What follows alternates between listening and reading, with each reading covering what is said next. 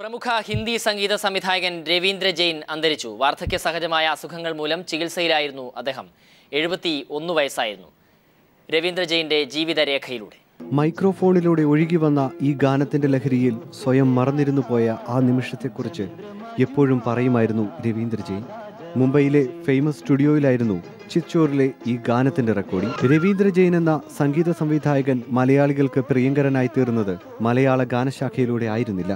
ഗാനഗന്ധർവൻ യേശുദാസുമൊത്ത് അദ്ദേഹം സൃഷ്ടിച്ച അനശ്വരവും അസംഖ്യവുമായ ഹിന്ദി പാട്ടുകളിലൂടെയായിരുന്നു. സംഗീതജ്ഞരിലെ കവിയും കവികളിലെ സംഗീതജ്ഞനുമായിരുന്നു രവീന്ദ്ര ജെയിൻ. ജന്മന അന്ധനായ ജെയിൻ സഞ്ചരിച്ചത് സംഗീതം വെളിച്ചം വിതറിയ വഴികളിലൂടെയാണ്. ഗസലുകളും ഭജനുകളുമെല്ലാം ആ ഹാർമോണിയത്തിന് വഴങ്ങി. സിനിമകളിൽ മാത്രം ഒതുങ്ങിയില്ല ജെയിനിന്റെ സംഗീത ലോകം.